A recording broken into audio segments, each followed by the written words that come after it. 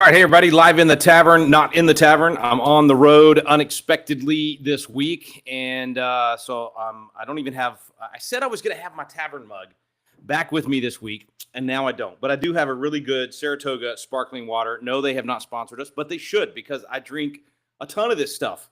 I love it.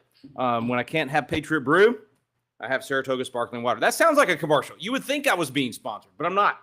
All right, so anyway, welcome to the tavern. We got just really two things that I'm wanting to cover tonight that obviously are hot in the news and, clearly point to the destruction of our country by the Biden auto pen administration and frankly, the leftists and the Marxists that have been after this for a long time. He just was a willing vessel, carcass, whatever you want to call it, a walking zombie that could be used by them to remake the country in the way that they've wanted to for, literally a century, 100 years they've been at this. I mean, this did not start yesterday. It did not start with the Biden administration. It certainly did not start just in the 60s. It started 100 years ago. And, we've been able to hold off communism and with some pretty bloody fights, frankly, in our streets. And that's, of course, how Ronald Reagan cut his teeth in politics, was fighting the communists in Hollywood. And as I learned recently from Chad Jackson's series on MLK, also just a massive communist fight within the civil rights movement. So there's a lot there to unpack, a lot of things that I'm learning as I study these things a little deeper and that we'll be bringing to you in more detail in the future. But the two things that are most in the news today, the good, the bad, and the ugly that I want to cover today, the first one, of course, the National Guard murder and then shooting of the second National Guardsman. Apparently, as of just a little while ago, they're saying that he's signaling to nurses that he's responding, and so Lord willing, he will survive. Of course, the 20-year-old young lady was executed, literally executed, and so we'll address that one, and then not that different, the mass murder event that took place in Stockton, California. Now, that one, a lot of people keep calling them mass shootings. They're not mass shootings. Mass shooting is what happens when I go to the range, okay? We do a lot of shooting when we're at the range. There's nothing wrong with shooting a gun. In fact, you should shoot guns often so that you are prepared and trained and efficient and able to defend your family should a thug gang show up at your kid's birthday party. Not likely if you're not in a gang, which is what happened here in Stockton, California, but possible. And of course, the other mass murder events that happen across the country throughout the year, you need to be armed and ready and able to defend your family. So you should be doing a lot of mass shooting at the range and certainly at our constitutional defense courses. But a mass murder event, that's the problem. Murder is obviously the problem, not shooting. And so we've got the mass murder event in Stockton, California, not unlike most mass murder events, gang-related. In fact, my friend John Lott does such a good job on this. He always has the data, comes with the receipts, and he proves over and over and over again that it is not that most of these mass murder events are not just your typical at the mall or some crazy guy going into a movie theater or whatever. Most of the time, it's gang related. Most of the time, it's gang on gang shootouts and violence. 3 to 5 times a year, it is not a gang related mass murder event. Mass murder event, of course, being defined as 4 victims or more. So anyway, this one is just another gang-related shootout. And unfortunately, because they have no respect for life, children were murdered as well. But it is related to the first topic, the most important topic for us to spend some time on, and that is the murder of our literally a terrorist attack on our National Guardsmen in Washington, D.C. There's a lot of things to unpack with this. The first thing to recognize is that this was encouraged and ginned up, this hatred towards the Trump administration and towards our military and towards law and order, towards the whole idea of stopping the violence in our big cities. The left and frankly, the Democrat Party has created an environment where people actually think this is okay. Now, this guy that committed the murders, or the murder, and hopefully it only ends up being one, in Washington, D.C., more complicated than just that, because he's obviously an Afghan. He's obviously, Biden brought him in. We don't know if he was ever fully vetted. We are learning that he apparently worked with the CIA. At least that's the claim. So it's more than just, some random person on, overreacting to Mark Kelly and some of these other Democrats and their dangerous rhetoric about our military and our president. It's much more complicated than that, but it also raises the bigger issue. And that issue is this, that we have 50, let me make sure I get this number right, 53.3 million foreign born in our country. Now, there is nothing wrong in and of itself of being foreign born and becoming a great American citizen. Our founding fathers, most of them were foreign born, and not most, but I think it's about 50-50. But a lot of them, and that's why they had even, all the different requirements that they believed you needed to be here for a certain number of years, assimilate, go through our education system before you should be able to vote, to be a citizen, to be able to participate, and to never be president. But you could rise to public service in local and county and state and even Congress. So there's nothing wrong with being foreign born in and of itself. The problem is when you don't have assimilation, when you have people that come here that don't come here to be Americans and be contributors to our society, but come here to be leeches off of our society and come here to bring their value system and their, failed nations. Often they come from these third world countries that are completely failed in their policies and their values, and they bring that with them, and they rebuild small communities within America based on those same failed policies and values that produce chaos and produce evil and produce, you lose rights for women, you lose respect for life, all of the things that end up happening in these communities, exactly as it was back in their homes, in their home countries. So I think if I saw the numbers right, during Otto Penn administration, you had about 175,000 immigrants every single month, and obviously impossible to vet that many people. Obviously impossible to keep up with who they are, where they're going. That doesn't even count the gotaways that came in every month across a porous open border. But roughly 175,000 a month. We got to the point of right now 53.3 million foreign born, most ever in America's history as a percentage of the population and as a number. And apparently they hold, according to some posts that I've seen, 1 in 5 American jobs. So if foreign born hold 20% of the jobs in America, it's no wonder that our youth are so frustrated. It's no wonder that when you can't get a job, you can't get a good paying job, and you're having to compete with people that are willing to work for way less, that you get frustrated and you start wondering what's happening to my country. This again does not even address or really highlight the fact that with this 53.3 million foreign born, a percentage, whatever that turns out to be, are bad players as well, not people that actually want to just produce and provide for their family and do that sort of thing. Clearly, a ton of these gangs and not only the Venezuelan gangs and the Mexican gangs and the cartels and all that, but then these gangs that this shooting in Stockton was related to. Be very curious to know how many people at that party and in the car that came in and did the mass murder were foreign born, not American born. It's a crisis, folks. We've gotten to the point where we have politicians that are okay with gangs running apartments and hotels, taking them over, literally taking them away from the people that actually own them and terrorizing the people that live there. We have politicians that had no problem with that. Thankfully, President Trump has done the best he can so far at putting a stop to it. But the solution is not complicated. The solution is send them home. There is no foreign-born person that has an absolute constitutional right to come to America or to stay in America.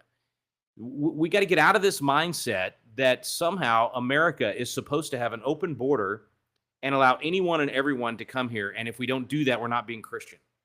That is the most absurd, anti-biblical position you could have on immigration.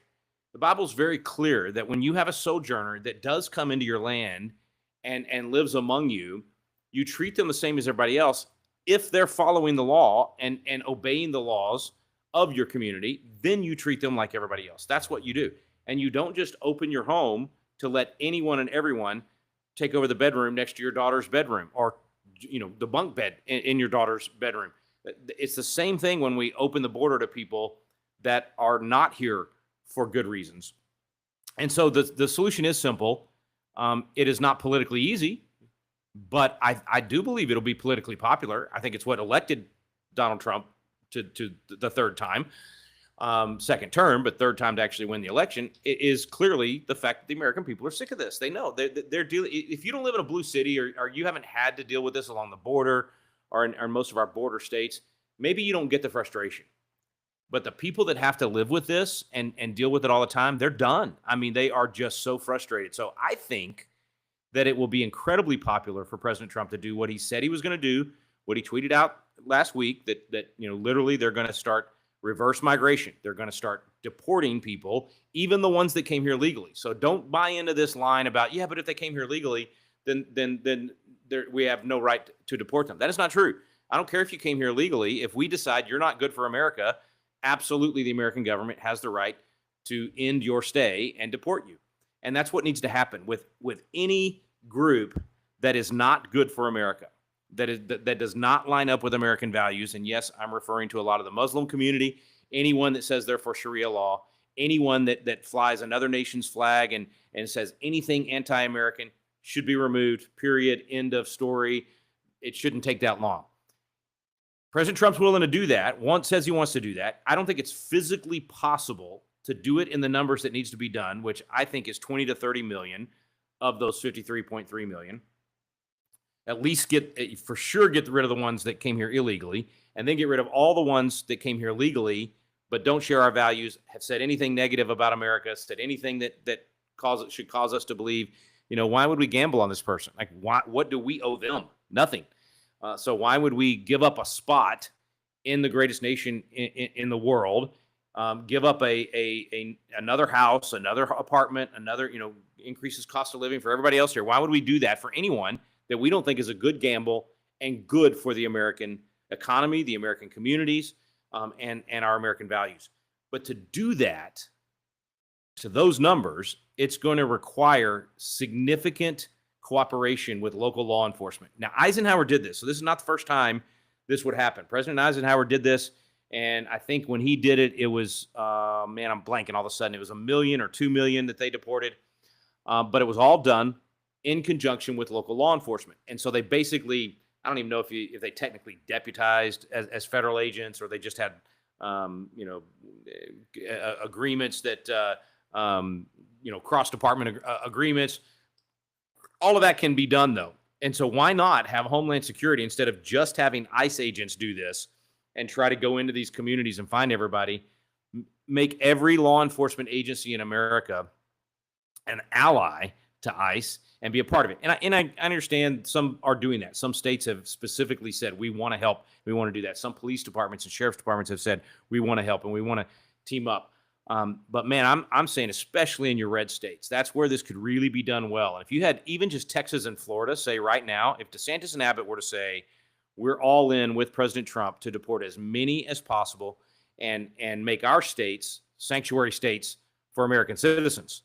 Instead of being sanctuary cities and sanctuary states for illegal aliens, we're going to be sanctuary states for American citizens, a place where we can reduce crime and where, the economy and the housing and the jobs and everything else are, in fact, America first. If you just get a couple of governors to do that, and you get enough of the law enforcement agencies in those states to do that, you could move very quickly. And 6 months into 2026, for the 250th, imagine what a wonderful America's birthday that could be. But 6 months in, you could be showing significant progress and already feel the benefits of what that would do. And we could spend all day talking about how deep this would go. If you remove that number of illegal aliens and legal aliens that aren't assimilating, the benefits are across the board. In our schools alone, just think about our public schools that are run over right now by illegals and by others. If you actually did this, the schools would improve dramatically. The job market would improve dramatically. The economy would improve dramatically. The housing costs would go down significantly. It would be a win-win all the way around. And so if you saw that happening, in Texas and Florida, maybe Oklahoma, then other states are going to want in on the action because the data won't lie. And people will vote with their feet and want to go to those states where it's safer, where the economy's better. It just works. The free market works. So I don't know what kind of conversations. I'm not an inside baseball guy on this. I don't have any secret access to Abbott or DeSantis or any of these other governors. So I don't know. Maybe those conversations are already taking place. I mean, those would definitely be the most likely governors to do it. And I could see them doing that. But I think we all need to be clamoring for that. We all need to be sharing President Trump's tweet and saying, this is the agenda. This is the America First agenda. This is what President Trump ran on. This is what I voted for. And I want to see it happen in my community, in my state, and across the country. So if that were to happen, massive, massive positive changes, and it'll take even more than the 3 years that President Trump has left. You're going to have a VP Vance or Rubio, President Vance or Rubio or DeSantis or whoever's going to be next, just continue that mantle. It's going to take years to get this done, but it can be done. And Eisenhower proved it to us that it can be done. So Lord willing, they will continue to take those steps. Now that will help with what happened in Stockton, because the more of this deporting you do, the less you have of at least these foreign gangs and cartels and everything and their influence on our streets. You're not going to get rid of all of it. I understand that. I'm not utopian enough to think that you're going to have some sort of Truman Show type environment where everything's plastic and perfect. We all realize that's not going to happen, but you can absolutely reduce it tremendously and make so many of our communities safer. By the way, the Stockton, California mass murder event, I don't understand how that happened. California has the toughest, most strict gun laws in the country. I mean, I'm sure these were illegal guns, and I'm sure they were in, an area where I'm sure they have all kinds of laws against these guns even being used. So, gee whiz, I don't know. Sounds like those gun laws don't work. All right, so let's see. Let's go to the chat. We'll get a few of your comments and questions, and then I'll be jumping over to Flashpoint. Where is my chat? There it is. Okay. Thank you, Wade. So it was it 1954? Is that when he did that? 1954 and 55? Operation Wetback. Was it really called that? Oh, come on, Wade. I know you teach history, so you know. I don't know off the top of my head. If it was really called Operation Wetback, I'm going to laugh. So text me back and let me know if that's really what it was called.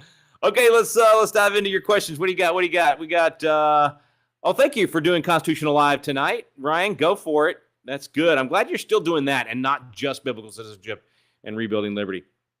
Wow, that sounded like my sparkling water was really getting to me there. Biblical citizenship. Okay. I promise it really is Saratoga sparkling water. And I've advertised for them twice. Someone call someone at Saratoga and tell them they need to be sponsoring this show.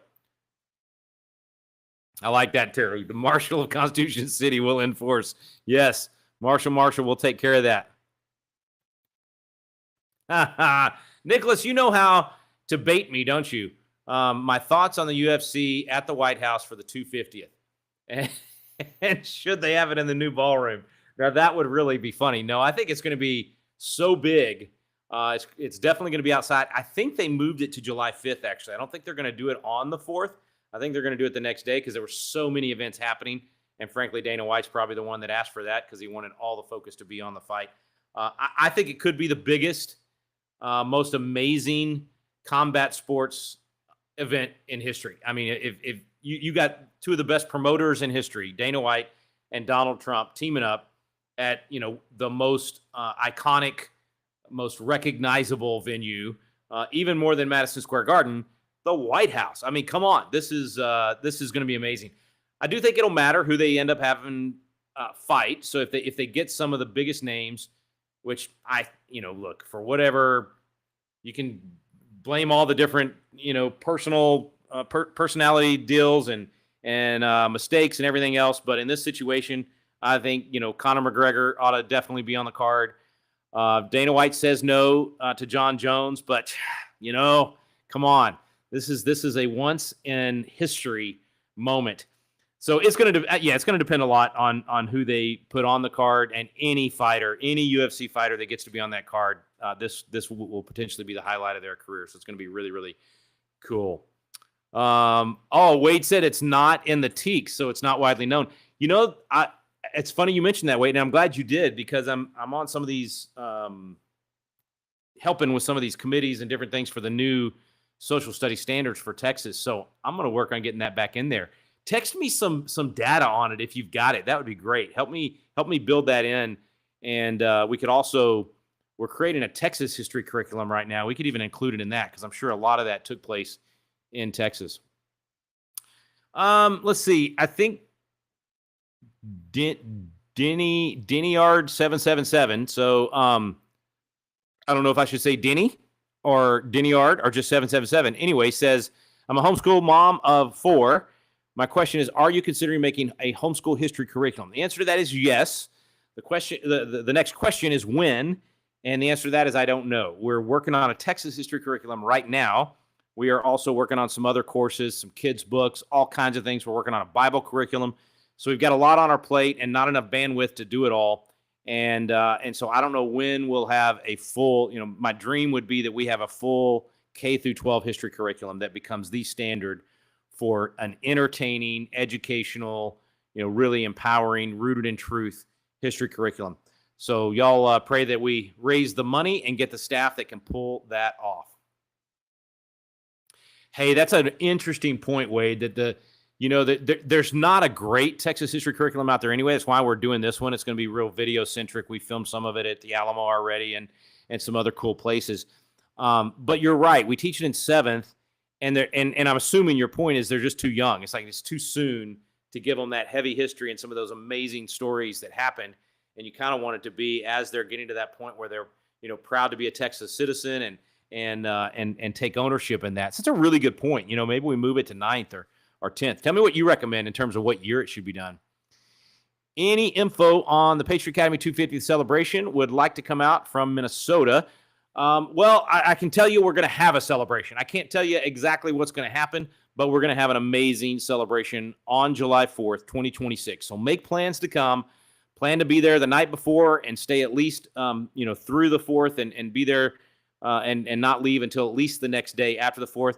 But we'll probably have, most likely, we always have a constitutional defense course as part of our July 4th celebration, so you could stay for a full 4 or 5 days. We're going to do all kinds of cool stuff. So, yeah, definitely plan to be with us, but no, we do not have the details ready to announce yet. I love Answers in Genesis, Josie. So I love Ken Ham. I have him on our radio program all the time, and we love the Ark Encounter and everything Answers in Genesis does. So, yeah, I wouldn't mind teaming up with them to do all kinds of cool stuff.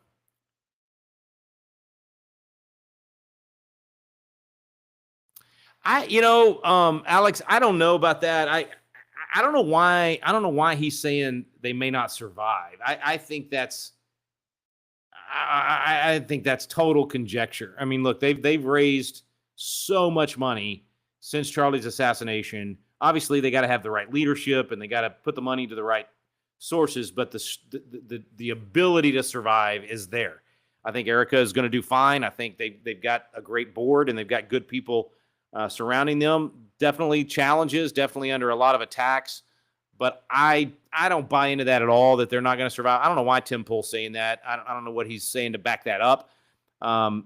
Clearly, they're going to face challenges, and often organizations that are so personality driven and built around one person, often they do fail if something happens to that person. And so, it's one of the reasons David Barton has for years worked to pass the torch to Tim Barton and to me and to Matt Krause and to all of these other younger guys to make sure that, should something happen to him or when he gets ready to hang it up and retire and just ride horses, which is what I know he'd rather be doing, that there's others that can carry the torch forward. And we do the same at Patriot Academy, working hard to make sure that, my kids and Patriot Academy grads are learning how to do all these different things and ready and willing to take the torch and carry it forward.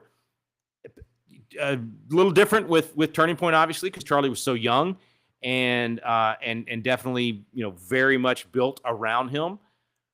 But the potential is there to be even stronger in the future because of the numbers and because of the money and because of the fact that everybody wants to work with them now.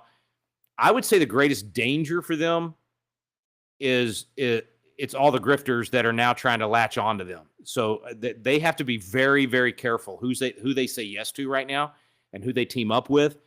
I don't think they need to be trying to find, a one-person personality to kind of carry the mantle forward for Charlie. I think they need to take the message that all the messages that Charlie had and have, don't let it get concentrated into one particular voice, whether that be Erica or, some of these other folks that, Jack Posobiec, who I love and it does a great job, or any of these other guys on the team.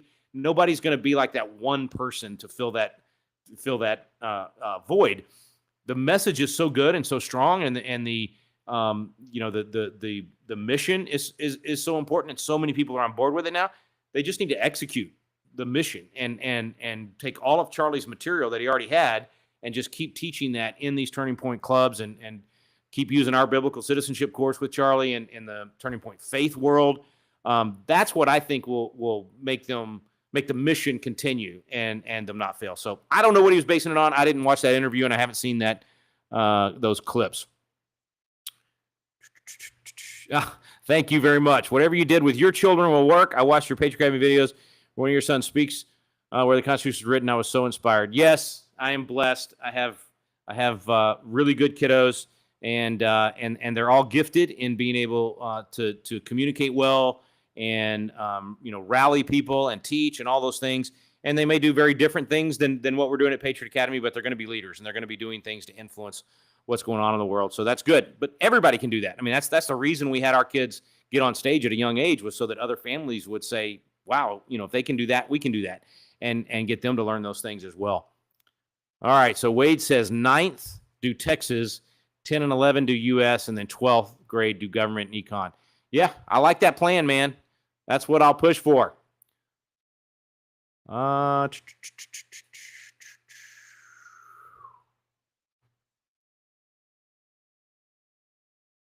Yeah, thank you very much, Scarlett, for sharing that. No doubt we need to be doing our Constitution class that Scarlett put together. That's a quick 45-minute, one lesson intro to the Constitution, basically. Entertaining, easy to teach, easy to understand, but gives them some good golden nuggets. Everybody watching and listening right now, you can take that to your local school. You can be a part of that. And use that to get in the door this year and be ready to take our Bible curriculum next year. So that's going to be the next big step. It's step 6 in our 4. No, step 6. No, it's step 4 in our Rebuilding Liberty 12-step recovery plan for the country, is getting Bible curriculum back in the public schools. And so we're going to have one that you can push to your local school board, and it's going to be entertaining and good for the kids. Okay.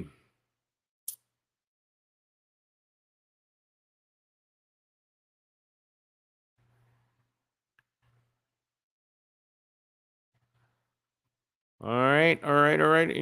Should I get that one? Yeah, that's a good idea. Every fight on that card should be a championship fight. That's a good idea. No doubt. They could certainly pull it off.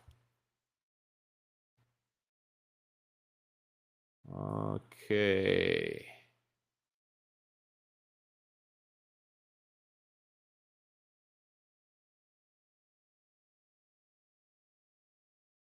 Yeah, exactly. Even if they've become a citizen, there is absolutely a process for denaturalization and deporting them. That's right. We do not owe them anything. You got to remember that. Yeah, and Stacy, your point is right. I mean, so much of the amount of fraud at the federal level right now is so outrageous. And then you start adding up all of these dollars being spent. Think about what they did during COVID and all throughout the Biden administration, using our money to pay for 5-star hotels for illegal aliens. I mean, just that in and of itself should cause you to want major change.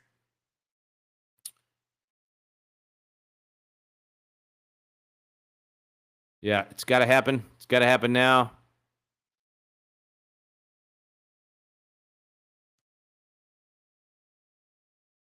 All right, I think I got all the questions. Let me double check right here at the end.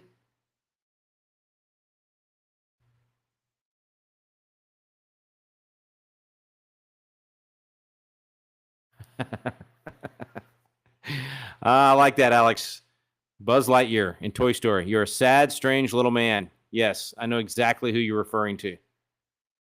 Okay, I think that's it. Everybody have a fantastic evening. I'll see you next week. I will, Lord willing, be back in the tavern and hopefully have my tavern mug with me.